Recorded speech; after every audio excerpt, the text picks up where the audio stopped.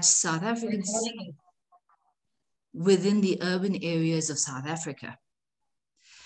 So on that day in 1956, there were about 20,000 women that marched to the Union buildings and actually remained standing outside the buildings in silence for about 30 minutes. And this was a wonderful, non-violent, and powerful display of unity and a demonstration of the Devi Shakti. The day is meant to celebrate the strength, the resilience of women and their contributions to South Africa and to society. Since then, women have been allowed limited spaces in the economy, back then as nurses, teachers, and even as domestic servants. And progress has been made. There's been progress toward female participation, further female participation in the economy, equal pay, as well as pregnancy rights, maintenance rights, domestic violence act has been reviewed. But it is fair to say that women have not yet been given really equal space in society. I also want to conclude my introduction with the words by Zosibenzi Tunzi.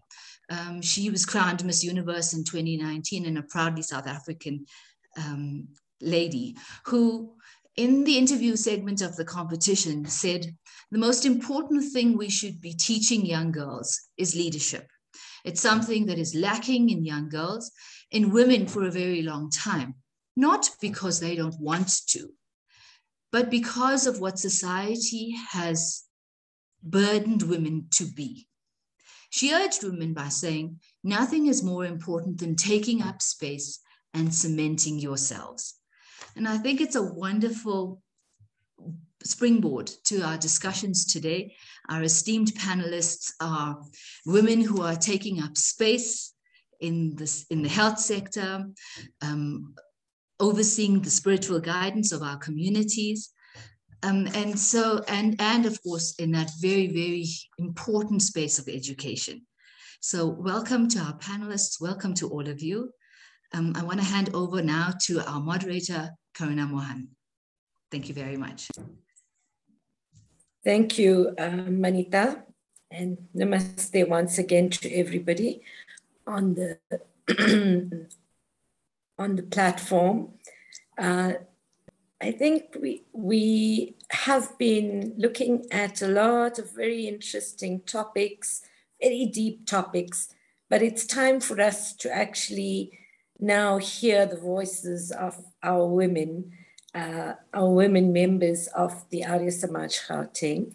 And so in commemorating August 9th, the Ved Niketan has issued a July issue of the Ved Jyoti that covers a range of issues around women, their role, status, or what the Vedas say about women, what are the current issues in society, which Manita very eloquently summarized to us, and how are these issues impacting on women.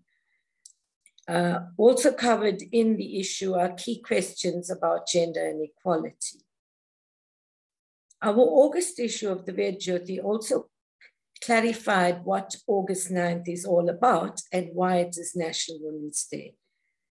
But today's seminar, we're seriously going to look at hearing the voices of women members and the impact that their work has had on shaping their lives, their achievements, and the challenges that they face. So we're briefly going to look at three different topics today.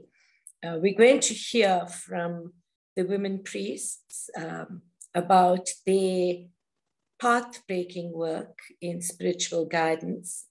But both of them are also involved in the world of business.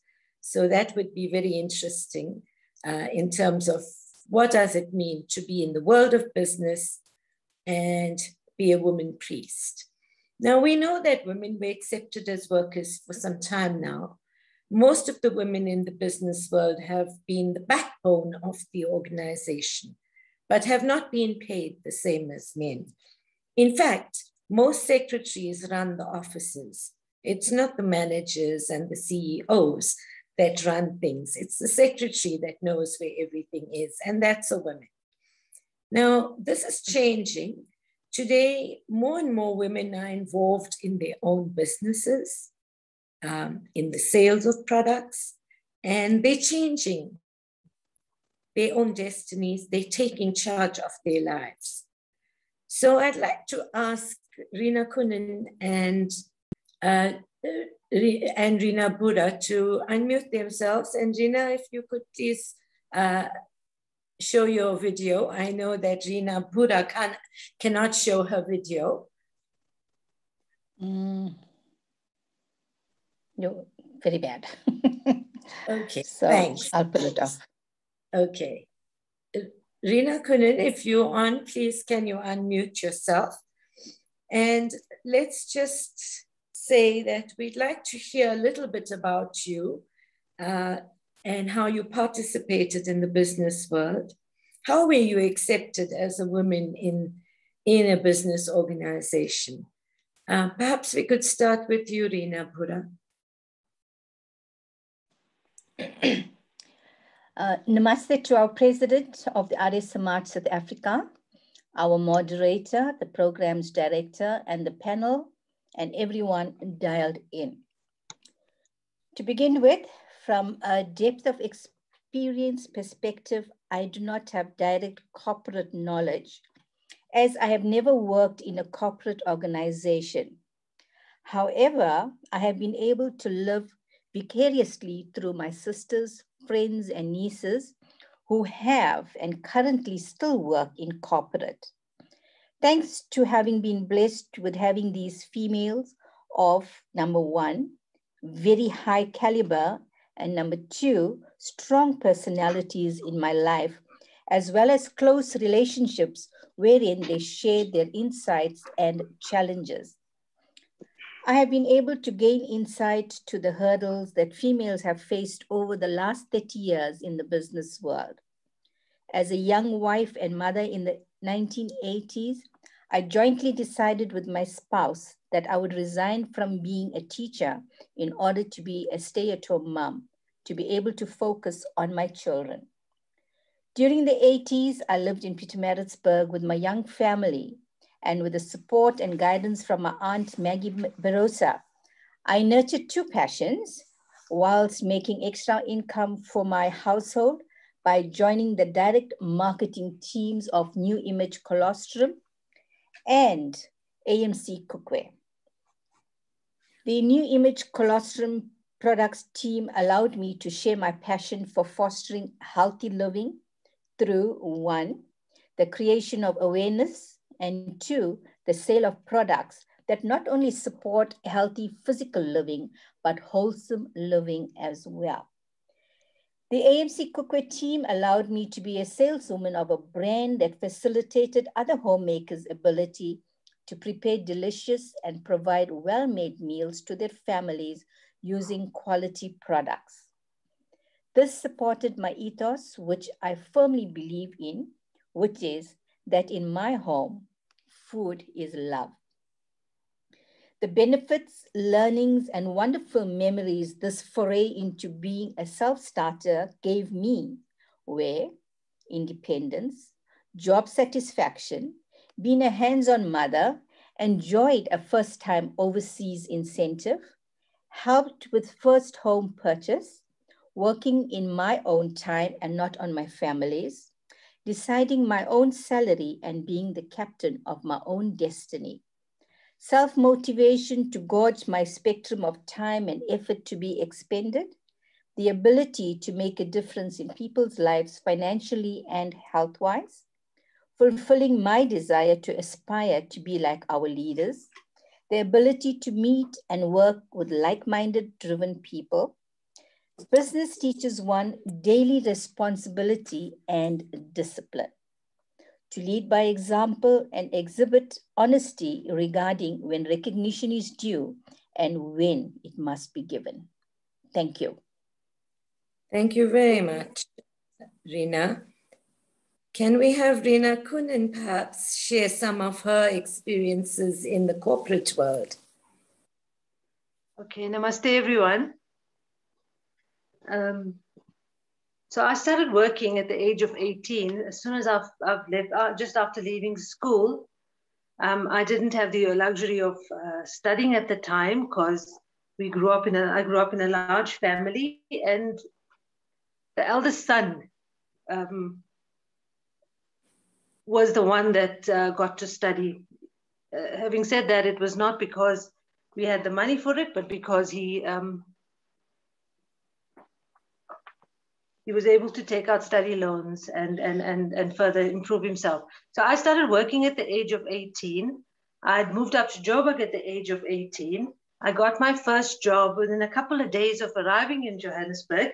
And I've never stopped working since then. So it's just over 30 years, I think. And I've always worked from the beginning in corporate, in financial services. Started out as an administrator. And at the time, the industry was very white, male dominated, a lot of Afrikaans people. I must say at the moment, right now, it is quite different. It is multiracial of all ages and lots of women at the top. I studied whilst working, and I also had my children whilst working. I always returned back to work. At that time, I was afraid that, having a baby and postnatal depression, etc. So that was my goal. I needed to get back out there. I studied, as I was studying, the businesses have always paid for the studies because I've studied in the field that I was working in. I've worked for large corporates and small businesses, male and female managers, and black and white. They say that you don't leave an organization, you leave a manager. But back onto that later. Throughout my working life, I've never felt shortchanged because I was a woman. In recent years, I have started to appreciate that my upbringing had everything to do with where I am right now. Family life was my focus. If I had put career first, although I did work, career was not my priority. It was a job. If I had put career first, then things might have been very different today. I'm very satisfied with the choices I've made and the way things have worked.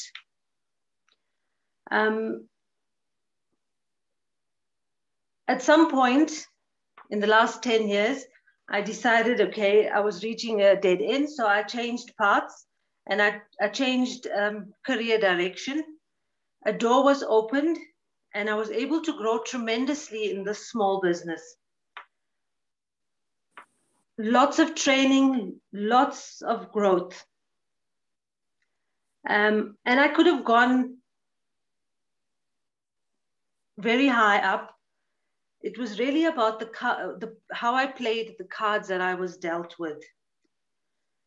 I was not held back at the company because I was a woman. It was a Black business, and I was not held back because of my color either. So whilst working, I contributed towards the household. And because of that, we now have financial freedom.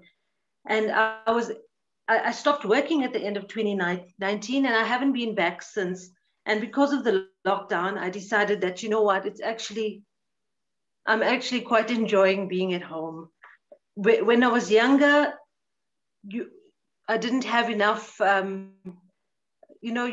you get older, all the hobbies that you'd wanted to get to, now you can actually achieve all of those things. And in terms of asserting myself, I'm not old enough, but I have put my foot down that I have done my duty towards my family. I have raised my kids, and we've had a happy home in the last 25 years.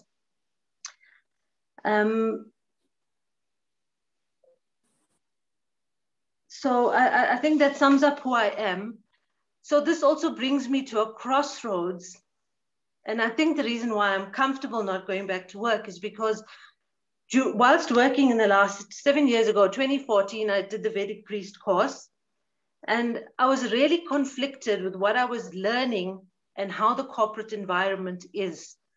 And trying to balance what you're learning and being that better person.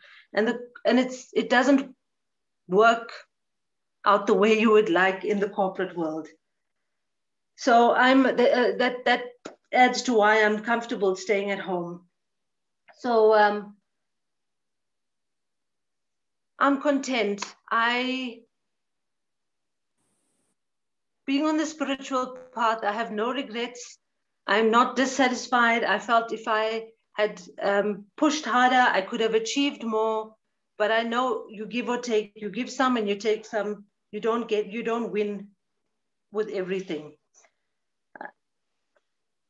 So I think I've summed up who I am, but in terms of women, I just feel that we don't jump enough. We don't grab too much we don't grab all the opportunities that are presenting itself. We avoid being in the spotlight, and many of us are afraid to speak on a public platform. And this is not a bad thing, but for women that want more, this is the place to start. This is something that men do very well. They just take charge and they just run with it. Whereas with us, we always feel like we want somebody to invite us to do something. And if they don't invite us, then, we're not worthy, etc., etc. So once again, it all goes back to our upbringing and how we were conditioned. And I am very, very comfortable with where I am right now in life. Thank you.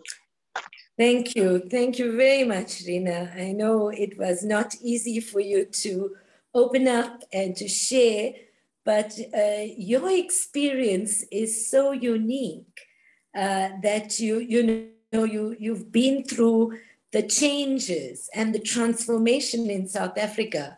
You've participated in building business worlds and your family, and I think you must take kudos for that. Friends, please feel free to share your views in the chat. And if you do have any question to raise, please do raise your hand if you want to make a contribution. But I think what's happened with this conversation is that Rina very nicely ended up telling us who she is and what she's been doing, bringing us to the point of her spiritual connection. And by the way, Rina is the secretary, one of the secretaries of the Arya Samaj Gauteng. And so, and she's also a Vedic priest. So our President Atiji always says that our Vedic priests are our foot soldiers and our frontline people who help to build a dharmic life. And I'd like to then move on to the conversation with our women priests and ask them to share their experiences of guiding people in a changing world as a woman priest. But maybe before that, we could actually just see if anybody has any comments, any questions around the points that have been raised both by Rina Pura and by Rina Kunin. I think both of them have raised that they prioritized, even though they worked, whether they worked in the corporate world, whether they worked in small businesses, or whether they did direct marketing, they said that they put their families first. So is there anybody who would like to share something around that aspect?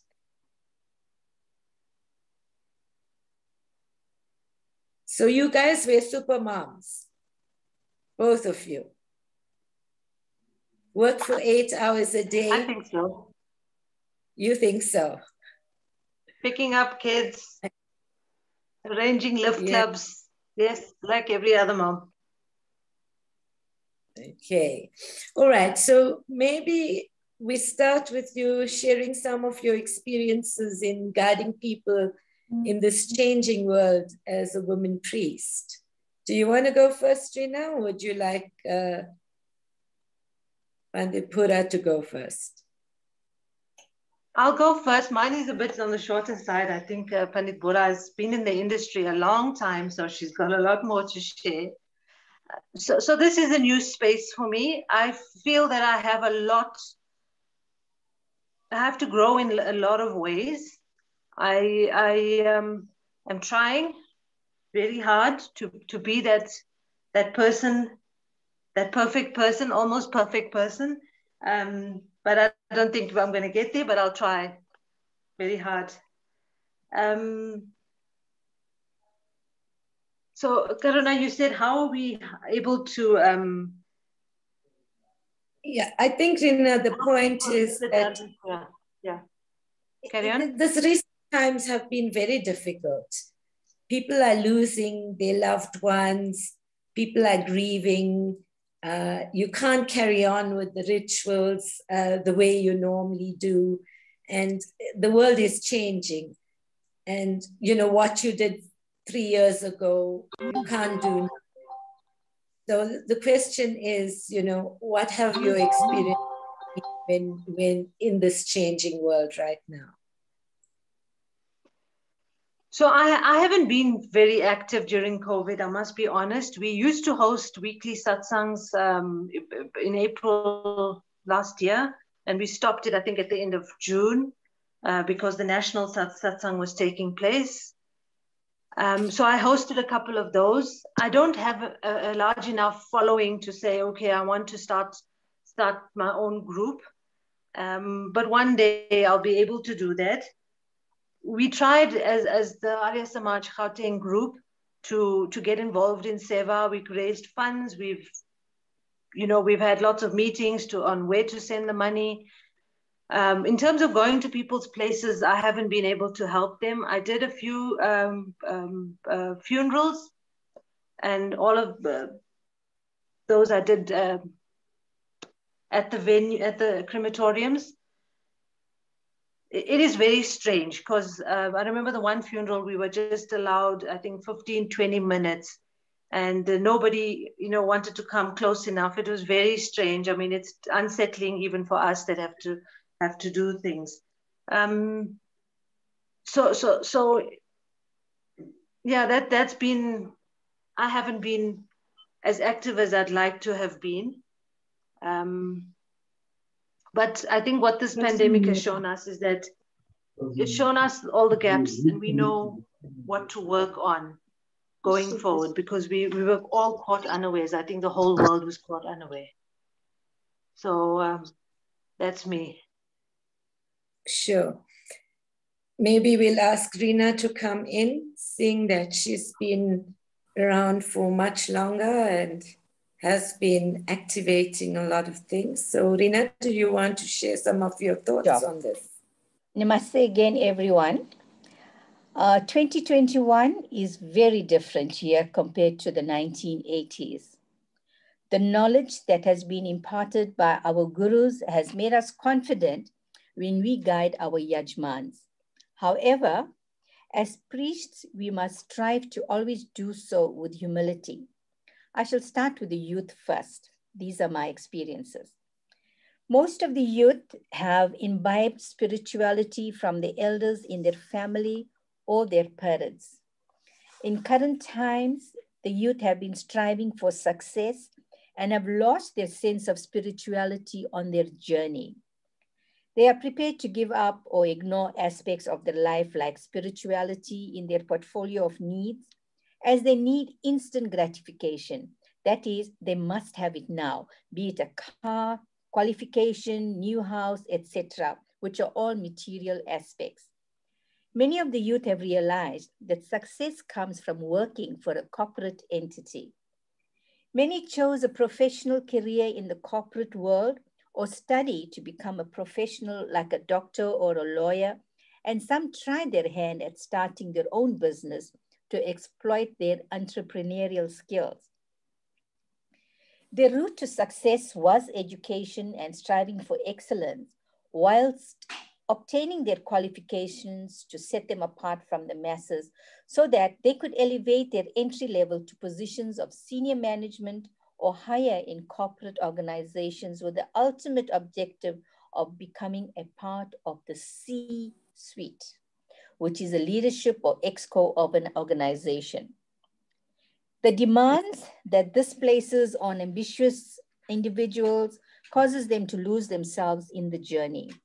They work with different race groups and with colleagues of different religious backgrounds. The youngsters get enticed into status-based living, which involves purchasing expensive cars and houses for show more than for practical reasons. Because of their upbringing, they do realize that giving thanks to the Almighty is necessary and then turn to people like us for our services. In this scenario, we as priests guide them and perform their prayers. They do, however, require the explanations of the mantras and rituals and tend to question the various aspects of the prayer. It is very beneficial to explain the profoundness of the teachings of the sanskars we perform, to pique their interest and give meaning to the performing of the ritual. This sometimes results in a quest for further knowledge and an interest in the philosophy of life. The next aspect related to the topic I would like to discuss are funerals. Here, by taking charge and guiding the family of the deceased, one earns a lot of respect. Sending out a list of requirements timeously is very important.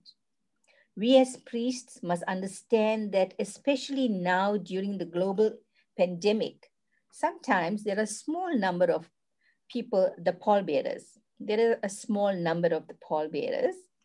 I mention this for awareness as I arrange with the undertakers to help. And this is very, very sad. A small proactive action such as this to ensure the funeral is conducted in a solemn but professional manner also results in the bereaved families listening to you as the sole source of guidance and simultaneously learning in the process. In some situations, some family members behave as if they are experts and are as knowledgeable as priests themselves and boss the bereaved family around during this time when they are extremely vulnerable. At this point, the bereaved family look to the priest for support, strength, and guidance, as well as a strategic and polite way of avoiding friction with family members by using the priest as a source of instruction. Okay, that is about funerals. I think for one to lead a dharmic life, one needs to emulate the heroes and heroines from our scriptures and aspire to be like them. Therefore, it is very important to lead by example as priests by having good knowledge of our scriptures, our well-balanced family life, living our lives righteously, being kind, and practicing all the virtues that make daily living the art of living. When we live our lives with a code of ethics, our personal lifestyles and social etiquette, how we dress, talk, and act becomes an example of a specific way of life for others to emulate. As women priests, we have a very powerful position to fill in society. Our community needs our support. During the pandemic, I performed prayers for a family daily for 3 weeks and counseled them and their families. 15 members of the family had tested positive with COVID-19. One was seriously ill for 2 weeks in hospital, and the family were extremely concerned, so they asked for spiritual assistance and guidance. In order to assist in situations like this, it is critical to be able to give the family the time they need, regardless of how long that actually turns out to be. And as a golden rule, one should not profess to be a spiritual source of knowledge or guidance unless one does not expect anything in return. I try my utmost to provide counseling specifically focusing on families that have lost loved ones or directly to people who are ill or depressed. Women priests are not only more widely accepted in current times, but also sought after because of our motherly nature, and we are considered to be more approachable. Personally, I think for me personally, I am asked to return by a family or to become their family priest because of being a people's person and always striving to ensure I put their actual needs before my assumed knowledge of what they need, whether it be spiritually or practically. There is also a circle of support in the sense that whenever female priests ask me for guidance on how to go about performing a sanskar, especially in terms of a funeral, I try to share as much knowledge and help as possible. And my elder priests who have had a lot of experience also guide me when I need help and ask them for guidance. I obviously do not profess to know everything. Hence, I'm always researching in order to build on my existing knowledge. But I am eternally grateful to my teachers and the Arya Samaj South Africa for imparting knowledge to me when assistance is requested from them. Nari Vani Amar Rahe. Namaste. Thank you very much, Rina, and Rina Pura and Rina Kunin. I think you'll have shared quite a bit, and we all have a newfound respect for the priests. And I think even the male priests who are on will resonate with what you've been saying, especially around the fact that you have the caring attitude and the inbuilt instincts of mothering people. So it makes it easier for people to identify with you, but it does make it more difficult for you to cope with these, with the trauma, with the stress. And so you need to really develop inner Shakti, inner strength to actually ensure that that really happens well. Friends, we're now going to move on to the whole issue of education. I think from the first panel, we heard very carefully that, you know, in the business world, you basically progress through education opportunities. If you didn't study like Rina, didn't have the opportunities to study while she was working, she ensured that she improved her educational status. And a number of people do that. But these days, a lot of young people who get jobs actually get into internships and then are professionals in their jobs. And the training is really in the field, on the ground, in the business world. But for the business world to flourish, education, and especially basic education, is the bedrock. Now, the economy is built on whether we have an educated society. And over the last 30 years, we have been transforming the way education is practiced in South Africa. Of course, central to this transformation was the need to provide life skills, tools for life skills, and also to deconstruct sexuality and to promote social justice and gender equity as a priority in education.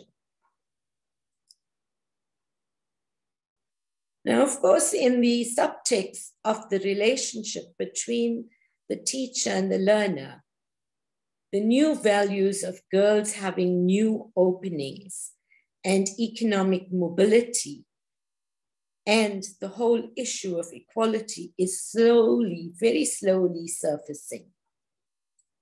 But the rapid changes that have taken place during 2020 and now in 2021 have placed new pressures on educators. And I'm very pleased to welcome to this panel on education and the demands of change on it, be it COVID or the impact of technology. I'm very pleased to welcome Usha Bahadur. Usha, I'm not going to give you a whole career, but I'm really proud that I know you because you're the principal of a school in very close to where I live. And on the WhatsApp group in my neighborhood, your school comes up very often as one of the very, very good schools. So Usha Bahadur, if you could please unmute yourself and basically put on your video. I would like you to share with us your leadership experiences and challenges as a principal. Namaste, Karuna, and namaste to everyone. And thank you very much for inviting me to be part of this Virtual Bridge series and giving me the opportunity to share my experiences in the education sector and more especially my role as principal, a fairly recently appointed one at that, having been appointed in 2019. Yeah, so it's been a fairly short stint as principal thus far. But, you know, I was born into a family of educators, so joining the education sector was almost, you know, went without saying. And my career in teaching started in Johannesburg in my first year, and I then went back to Durban and returned to Johannesburg. And so I've basically come full circle.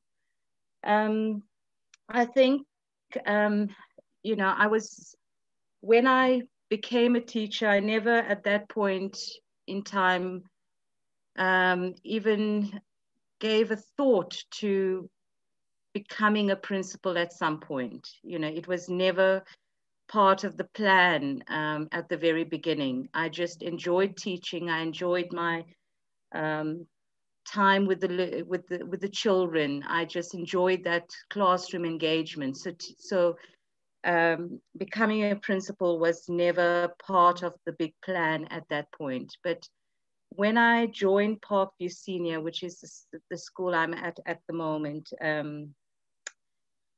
it was kind of that school that I wanted to be at, and I wanted to kind of almost end my career at that school. And fortunately enough, I was given the opportunity in 2019 to apply for the post, and I was fortunate enough to have been appointed principal at the school. And I think, you know, very often principals, newly appointed principals, have various challenges. And I was fortunate in that, having served as an educator at the school and as a department head, it made the transition that much easier. I was familiar with the ethos of the school, and you know, I was familiar with the community, and that trust that existed between you know, the parents, the staff, and the learners made the transition that much easier. So yeah, so that's basically, you know, in a nutshell, you know, my first experiences as principal. But coming back to challenges, I think, you know, in every occupation, there are several challenges.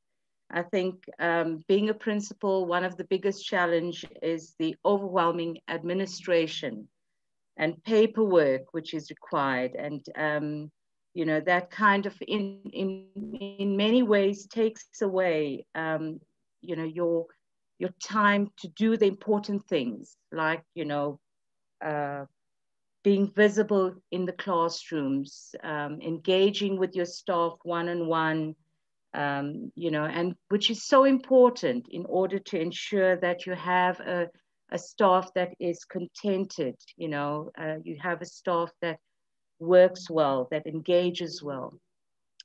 And of course, perhaps the biggest challenge that I had to contend with was the COVID-19 pandemic. You know, it was almost like a baptism of fire for me as a newly appointed principal, barely in the hot seat, and then the pandemic hits. And it was literally navigating through uncharted waters. It was not just about ensuring that learning continues, but also ensuring the emotional well-being of the teachers, of the staff members, of the learners. This was such an unknown phenomenon, and you know, everyone was so scared and anxious about what's going to happen. And World Teachers' Day of 2020 was celebrated with the theme, Teachers Leading in Crisis, Reimagining the Future. And I'm sure that every teacher around the globe, you know, that would have resonated with them because overnight, the whole, you know, teaching changed. The whole scope of teaching changed. Teachers had to now adapt to a new normal without much warning, very little training, very little time to prepare. And they had to basically adapt how they taught and how they worked. And, you know, their response to the pandemic was critical in that they needed to ensure that they would provide, you know, some form of learning or means by which the learners could continue learning. Be it by remote learning, be it by, you know, preparing learning packages which were sent home, but just trying to ensure that learning was continued during this very critical time. And at the same time, when, you know, trying to mitigate the gaps that we knew would arise due to the closure, extended closure of schools, due to the fact that, you know, children were returning at various stages back to school, some of them missing out on a huge part of 2020. You know, I mean, now surveys being done, research being done has shown that there are some learners who have lost between 75 to 100%, 75% to almost an entire year of schooling due to the extended closure. And I think these were some of the concerns that we had in the teaching fraternity to try and keep the, you know, the learning going. And I think one other thing that was brought to the fore by the pandemic was the deep-rooted and systemic inequalities that exist in our society, especially here in South Africa. 27 years into democracy, and there are still schools without running water, without proper sanitation, with some still making use of pit latrines. And no learning took place in these schools for much of 2020, and you know, and many of these were unable to open for much of the year. Some are still following the rotational model of timetable model, where all the kids are not back on a full-time basis. So these are obviously the challenges that we have had to, you know, try to, you know, deal with as best we could. Thank you, Usha. Very That was extremely comprehensive. And I think indeed you're correct. It's actually a race and class issue that the poorest of the poor are really going to be left behind. And they're going to be excluded from the economy, from opportunities, and from the basics of getting on with life. And it's a very scary issue. Facing not just South Africa, but many, many developing countries are having very similar problems. I'd like to open this up for discussion. Is there anyone who wants to actually raise a point, share some similar experiences? There are lots of former teachers on the session.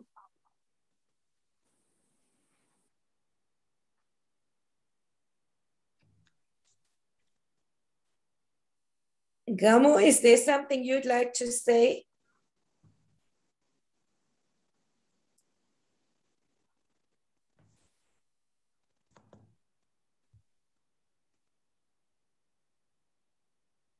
Okay, so Usha, it seems, yes, please go ahead.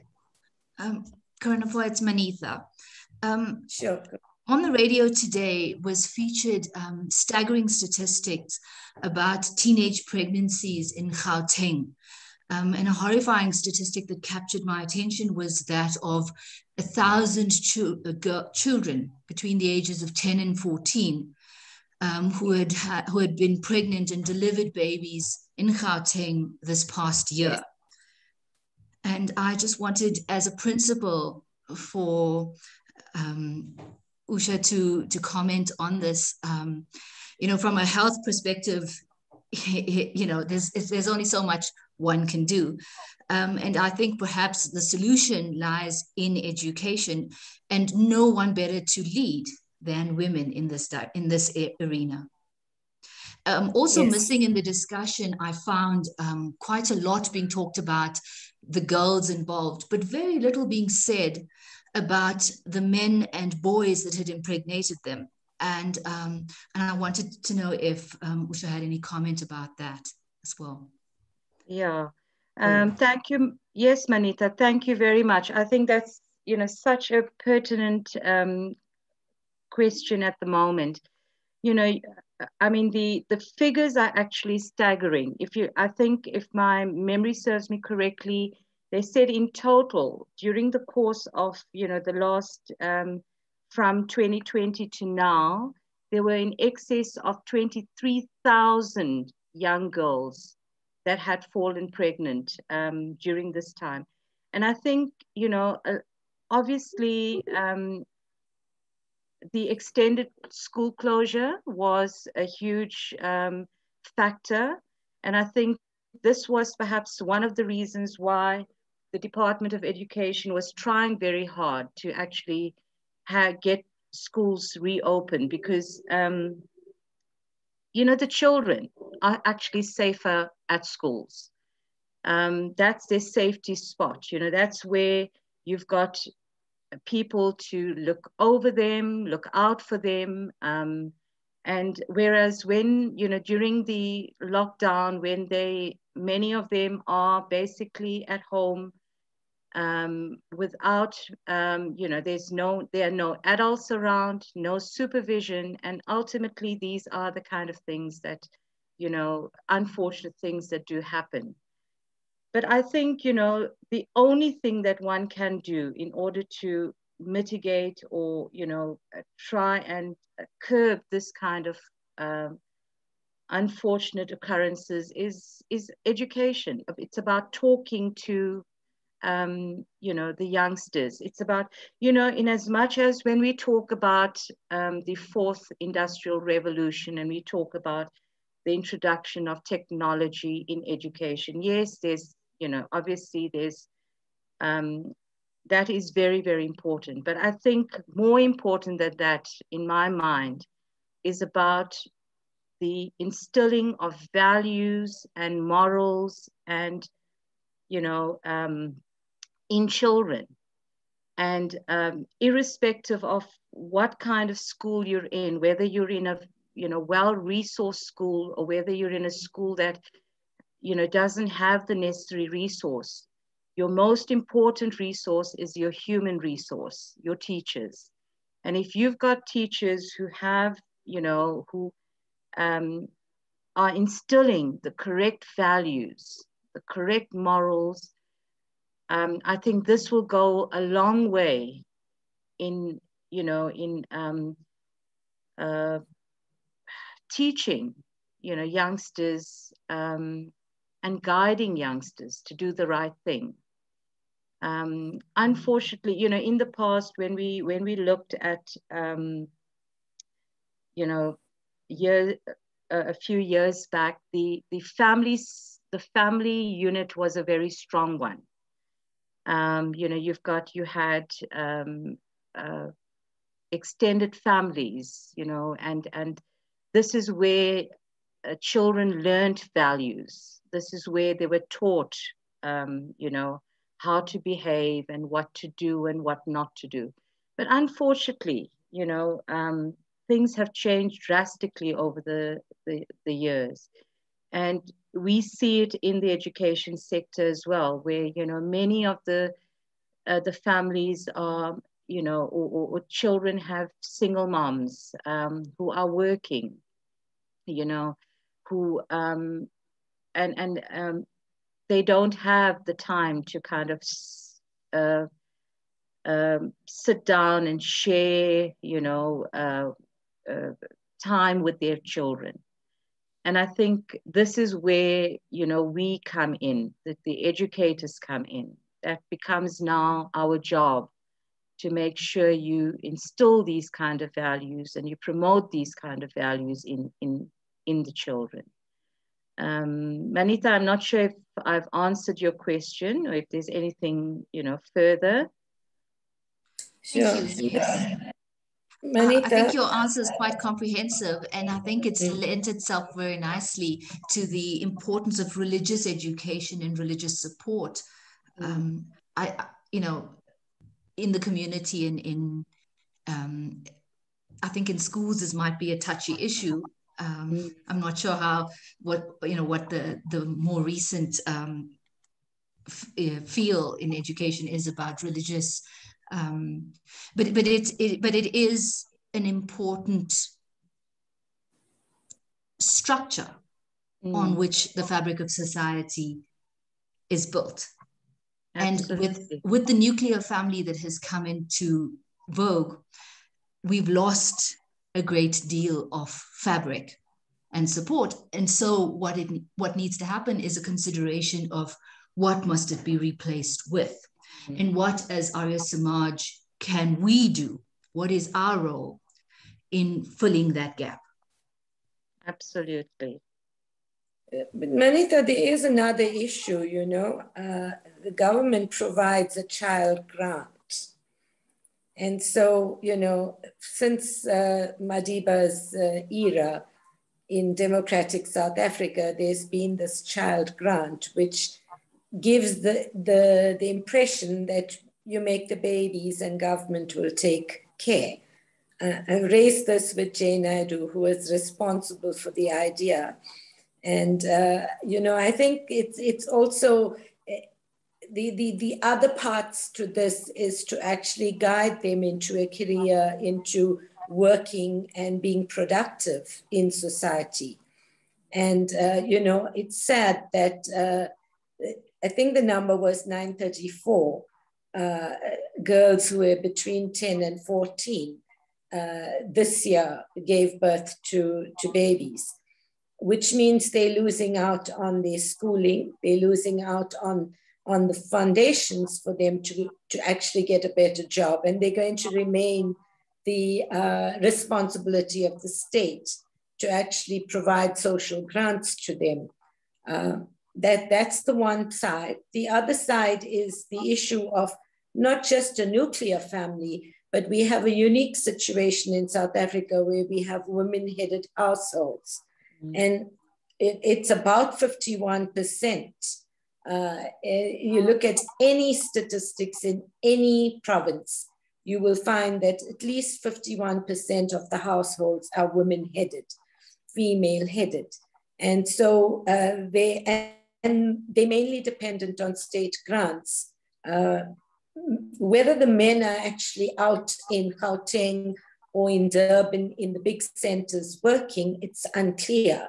But the women are left with the responsibility of making decisions.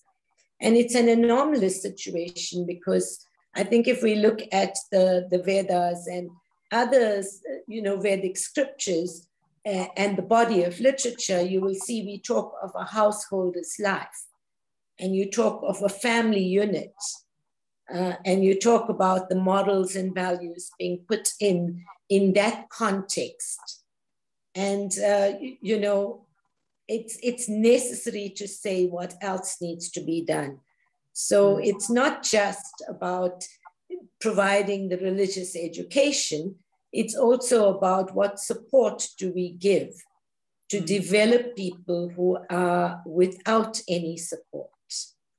And I'm sure the women leaders in this forum would resonate with that. Yeah. Usha, any last?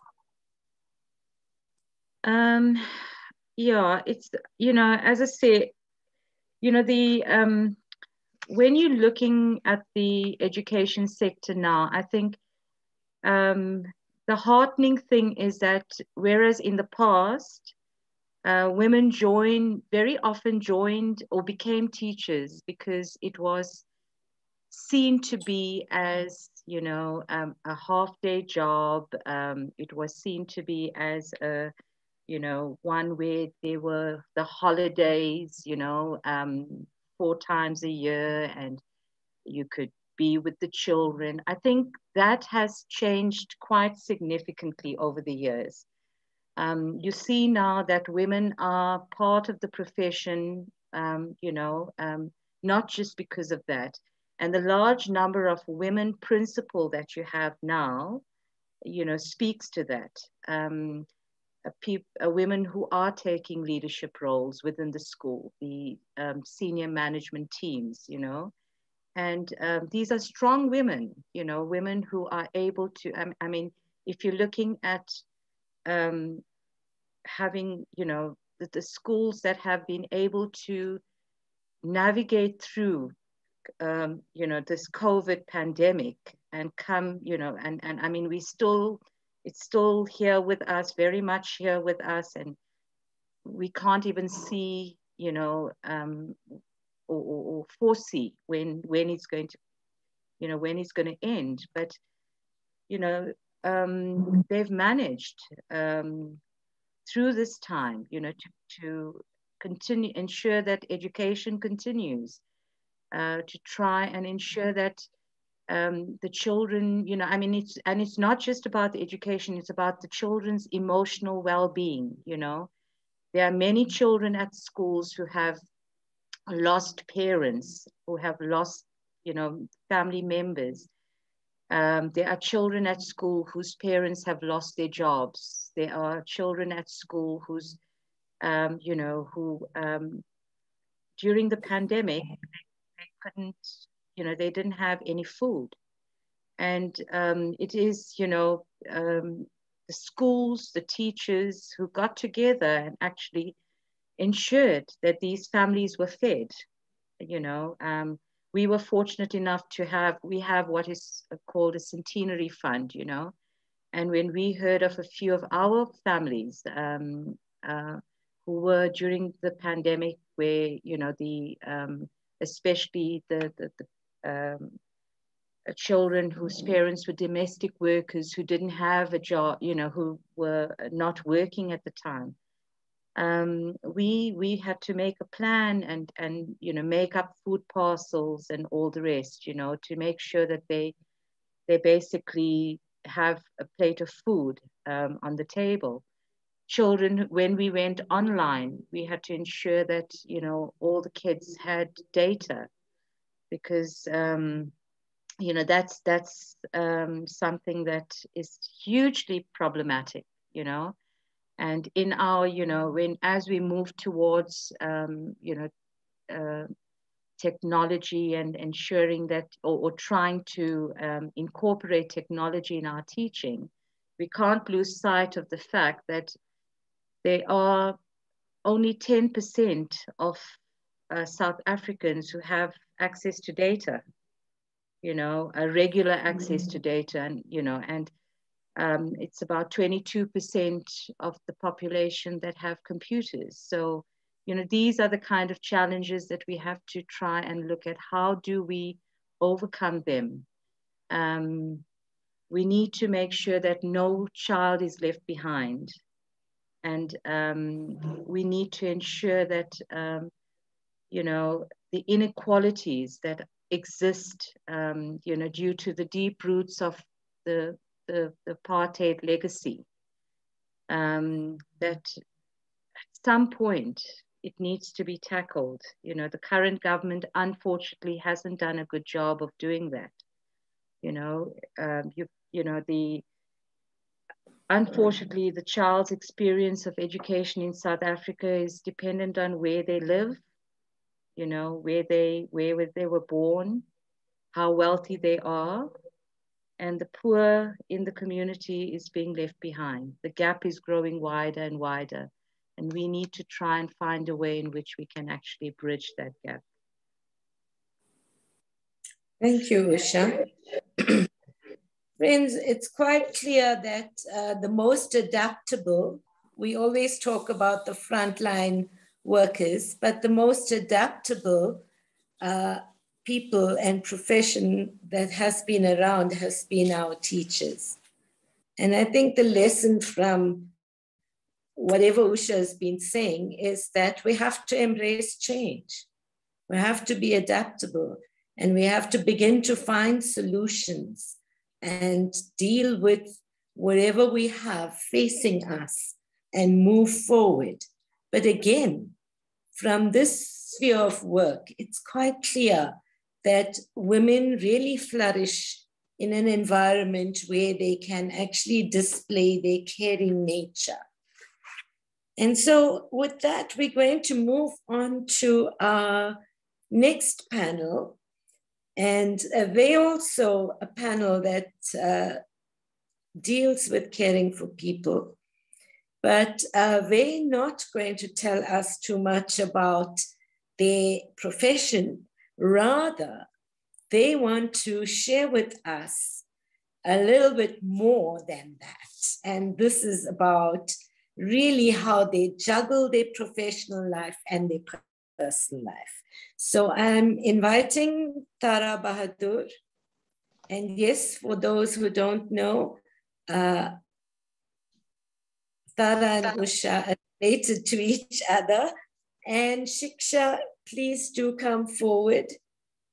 And Shiksha is going to call me Pua, so let's just clarify that, yes, she's my niece who's going to speak. But like teaching and the nursing profession, the medical profession has been linked to this care work. Both nursing and teaching, they say, are best done by women. But I've seen some very, very good male teachers and male nurses. So, the issue of parity is really there in terms of gender parity. But regardless of what the important nature of this group's work, this profession's work, they do have a life of their own also. And I think what's important is for us to hear how their professions have impacted and shaped their lives. And then also, how they juggle their professional life and their personal life. So, Zara, I don't know whether you'd like to start. Zara, can you unmute yourself, dear? There we go. The challenges of technology. There we go. Thank you, Karula. Yeah, from my side, I think seeing as we are on the topic of equality, there's just something that I kind of like to mention as a preamble, and that is that I come from a family of 6 girls, and three of my older sisters were born in the 50s, and then the other 3 in the 60s. And what is significant about that is those that were born in the 50s, unfortunately, were born in the time when very few Indian girls, and it was very much a cultural thing at the time, actually went to tertiary institutions, which was very sad and a reality for many. You know, they went to high school and they were groomed for marriage, and they went into very good, stable, solid arranged marriages, which was a norm for the time.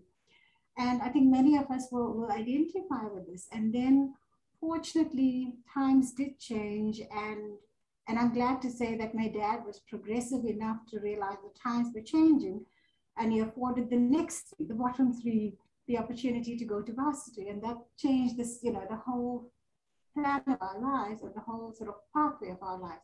So I think in terms of the change for women, and from where that change began, and the factors that influenced it, it's very significant that that happened. And it certainly makes us, the lower 3, appreciate more the value of having gone forward, and the value of being able to use that for ourselves and in the community. So in saying that, having gone to varsity, my first job was with in the provincial hospitals, which is a fantastic institution from which to learn so much about life. And it shapes you in knowing that when you enter the health sector, it's not different to the teaching profession in many ways, because a lot is to do with giving. But I think the difference here is that you never work with what is normal. So you get so used to being surrounded, and Shiksha will also, you know, resonate with this, is that you get used to not knowing what is normal, because you're working with sickness, with disease, with ill health, with death, with disability, so many of those things. But what it changes about you, and that's how it actually molds you in terms of realizing your role in being more empathic, being more sympathetic to others, being more sensitive, which comes a lot easier being female, I think, and giving of oneself. And I think those are certainly huge characteristics that one has to learn to give of oneself, and also to give elsewhere within the family. I think in that kind of scenario, as a person, it changes your perspective on life. I know certainly for me, it did. It teaches you to look at the bigger picture. When faced with death, when faced with disability, when faced with illness, when having to support others with those kind of situations, you learn to see the bigger picture. You learn to not sweat the small things, because the perspective is so much bigger. And I think from me, I'm in a lot safer zone than Shiksha and Manita in terms of with COVID coming on. I was certainly not frontline, but you do get affected by it being in the health sector. Again, coming back to what molds me, I think when you're in the field, like any other field, and like Pandit Pura said as well, that your development, there's a lot of humility in knowing that because things change so much, that your knowledge is not always current. So there's always that need to study further. There's always that need to improve. There's always that need to go that step, you know, more than where you're at. And there's a lot of humility in knowing that those are your limitations. But the good thing about it, it pushes you to study further. It pushes you to learn more and to improve in your, you know, within yourself. And that's not just for yourself, but in terms of what you deliver to others. So when you talk about how it shapes us, Karuna, and I think for all of us, it's certainly, I think in a nutshell, it brings out who you are to a large extent inherently, but also it molds you to become better than where you're at, because the demand on you is so much greater. In saying that, in terms of molding me, and here I had the same challenge as Usha, I think in terms of technology came to healthcare as well. Then came teletherapy, which just about killed me, because I was the generation, I think they call BBT, born before technology, and I'm a perfect example of that.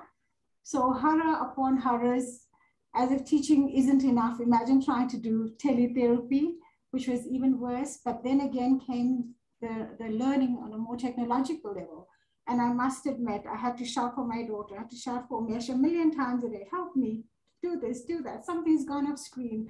You know, that kind of thing. So challenges came with COVID in so many ways, but I think at the end of it, I'm not one bit sorry that I've chosen the profession I have. I am happy to give up as much as I can, and I'm happy from what I get out of it. And I think that is very rewarding. And when you say, Karuna, that we take the mothering into the field that we're in, if mothering is about caring and giving up of yourself, then yes, we are mothering. Thank you. Thank you, Tara. Can I please ask Shiksha to share her views? Prem Namaste, Karuna Pua, and to everyone present this evening. It's so lovely to be here with you on this lovely, warm Johannesburg evening. I hear the Durbanites are shivering in their boots, but it's actually quite warm here. I'm Shiksha Bindiprasad. I'm a mom, I'm a wife, I'm a daughter and a sister. I'm very blessed to have the family that I do and to do the work that I can. I must say, I probably wouldn't be able to do it without the family that I have. My dada used to sell fruit and veg door to door. And my dad and mom both sacrificed so much and became teachers. And they sacrificed everything so that my sister and I could go to medical school and become doctors. And I think that that ethos is what runs through the fiber of the Indian culture. Every generation sacrifices for the betterment of the next. And I think whether they're male or female, everyone makes the sacrifice. You know, I can honestly say, I mean, I have an 8-year-old son. Sharon was born when I was in the thick of working in public health, working 18-hour shifts and 36-hour calls, and never being at home long enough to spend enough time with him. And I'm very blessed to have a husband who stepped in, stepped up, and, you know, he did pretty much more than 70% of the parenting. I think he raised our son to be the amazing child he is, and he's been incredibly supportive of all that I do in terms of my work. You know, my parents, my support system, my sister, and my husband have just been remarkable. I mean, I would not have been able to do what I do. I've served 18 years in public health before I left.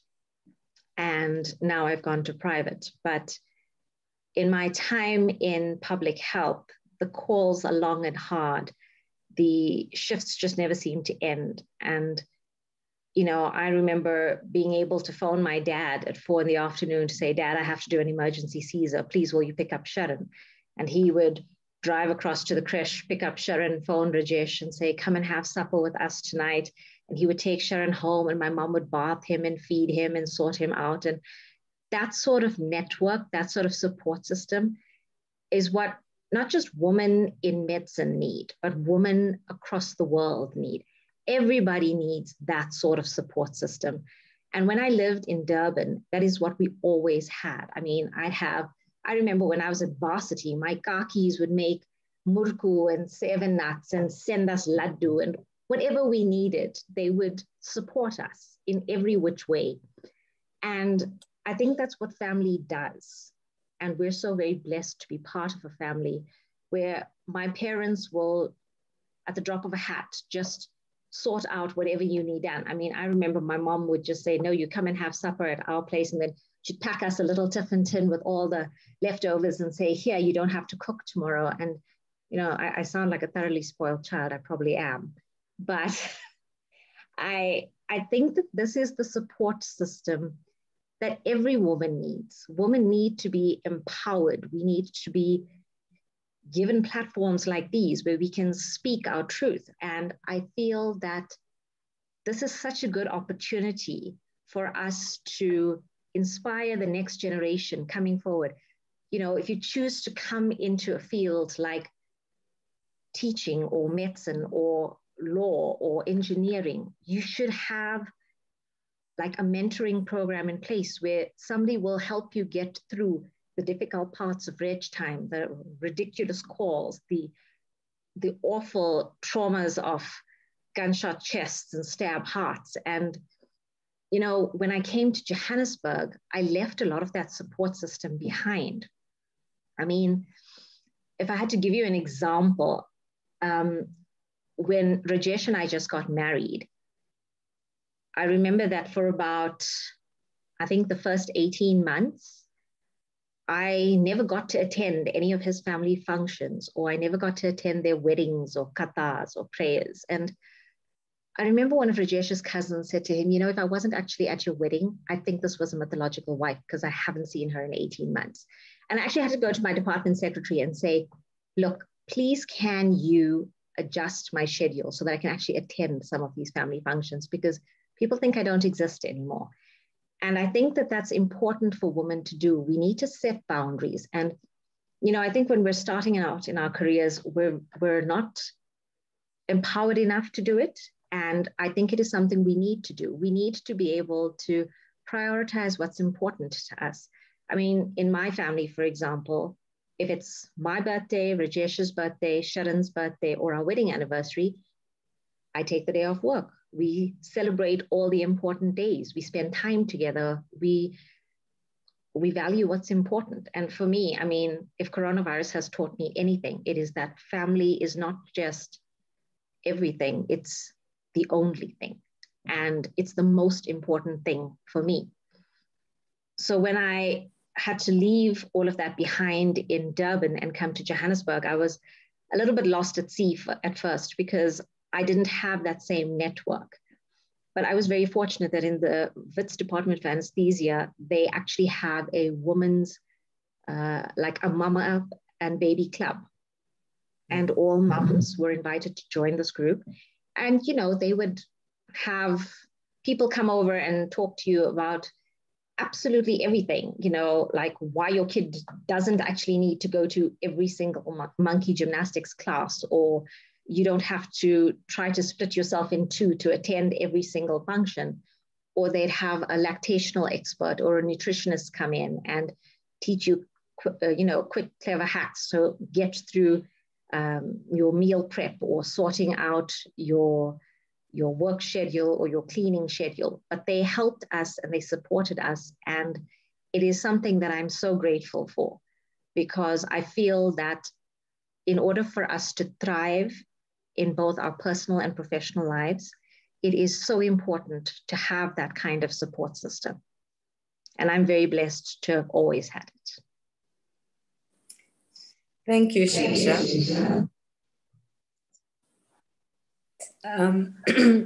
Brent, we've heard quite a bit on all of these things, and I think I want to thank Dara for bringing up that historical dimension, because and Shiksha, because, you know, it's only in the last 20 years that really women have been given full status in society to fully participate. In the past, you either had your high school education and got married, and in some instances, if you chose a career, you had a very difficult path to actually go on. And I think both of you have sharply focused on that. And, you know, you're saying women empower others, that's true, but women themselves need to be empowered and recognized. Yes. And maybe there's something that women need to do also. And Shiksha's raised this, that you've got to set your own boundaries. And I think if we go back to from Rina to Usha to Tara, they've all been saying, you know, they're challenges, and it's never too late to learn. And technology is taking us on a new path. But I think overall, that issue of having a support system and the issue of all workplaces doing the kind of things that Wits does, where, you know, women who are working are given support, whether they're working in a factory, whether they work in education, whether they work as nurses or teachers or wherever they are. They ought to be given the tools to actually cope with everything. But perhaps I need to say I'm really proud of Rajesh. I hate to say this, but he's my son-in-law, my niece's husband. And I think he's showing us that the new generation of men, the new generation of young men are willing to step up and do 50% of the work. And in some instances, maybe 70% of the work. Yes. But, you know, that's something that's setting a new trend. There are a number of young parents who share the child rearing tasks, who aren't afraid of doing housework and assisting with cleaning up and you know, cooking. And that's really nice, because as women are freed from this, they could attend to their hobbies, as Rina was raising it with us earlier on.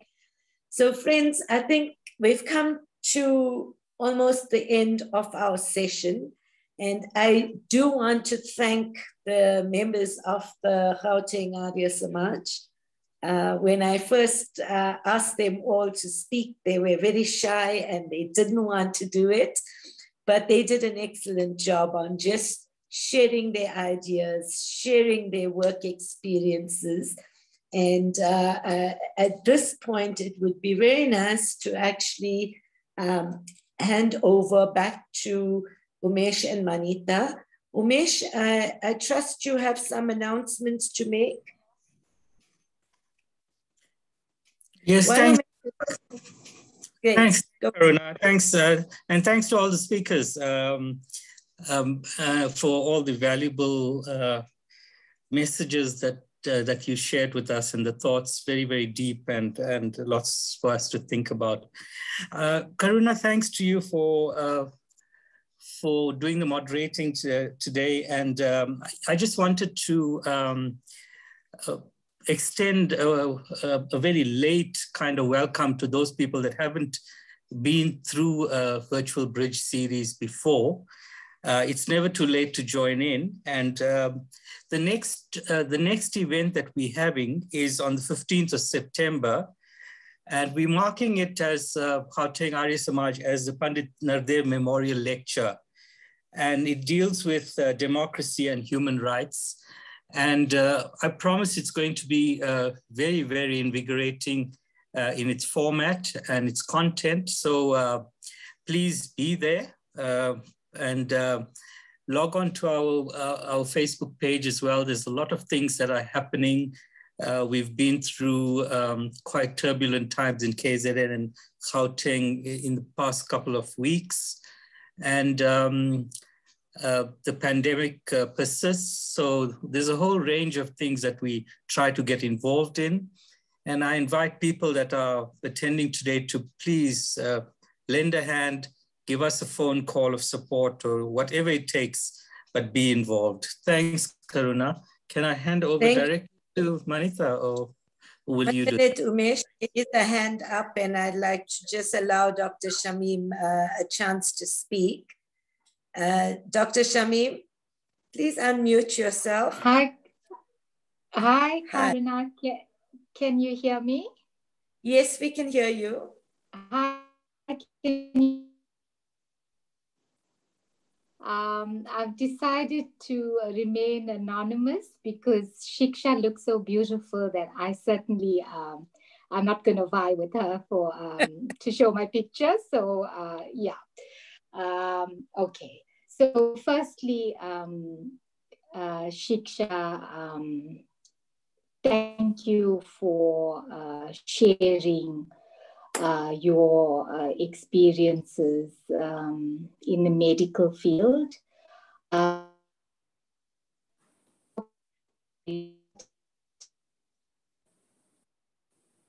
Shamim, your connection is dropping. Women. Is it dropping? Yes. Okay. Is this any? Okay. All right. So I think Shiksha identified the importance of support from nuclear and the external. And I think for Shiksha, Manisha, and myself, who perhaps are now more senior in our professions, I think perhaps we were faced with challenges whereby we had to almost take on superhuman challenges because we were brought up conservatively. So having our moms there as our role models, when we were doing things like our registrar training, it was very challenging because we had to find that balance between long, difficult hours of work, raising children, as Shiksha said, attending family functions, which was extremely difficult. So I think for my observations for younger doctors, younger female doctors, is that they tend to be a lot more empowered. They tend to be in partnerships with their spouses rather than the conventional alpha type relationships that perhaps our generation of female professionals encountered. But I also noticed that there sometimes tends to be a lack of balance in terms of identifying the fact that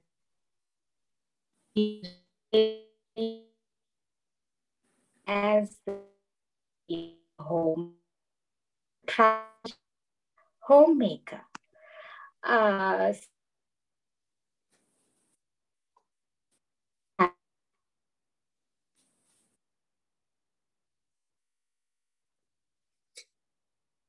Shamim, your connection seems to have dropped. We aren't able to hear you.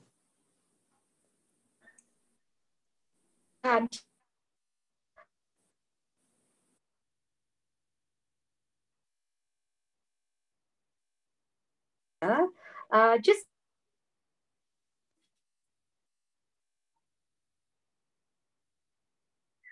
Right. It seems like Shamim has some difficulties on the internet connection. So let's move on.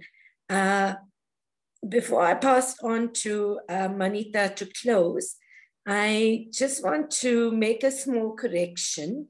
The Pandit Nath Dev Memorial Lecture is organized by the Arya Pratinidhi Sabha, and it will take place on Saturday, 21st August. And I'm sure everybody's received the notification as well as the invitation. So looking forward to seeing everybody at that event. Basically, we've had a very good response to the invitations we've sent out. So I'm sure it would be really good. And the guest speaker is going to be Matt Maharaj, who will speak to us, give us a lecture on the current realities are reshaping society and values. And I think he is very excited about coming to a religious platform to speak. So it will be quite interesting overall. And then perhaps to also say that a very, very big thank you to all the young ladies who participated. And I'm sure next year's commemoration of August 9th will be as vibrant and as nice as this one has been. Manita, over to you for final words.